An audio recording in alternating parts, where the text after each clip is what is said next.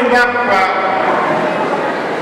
ihezagire abanyamihari bose, ihezagire ibikorwa n'ubutumwa barangura, ibarinde akabi, ibakingire, ibasigane amahoro yayo, ibahe akanyamuneza n'amahoro vya mutima mweranda kubwa Yesu Kristo umukama wacu.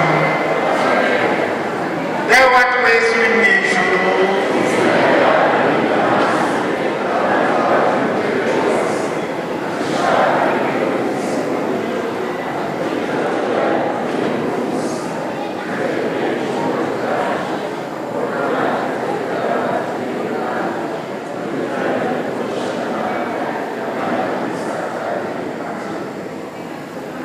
umukama Imana igira vyose, Data na Mwana na Mutima mweranda ibahezagire.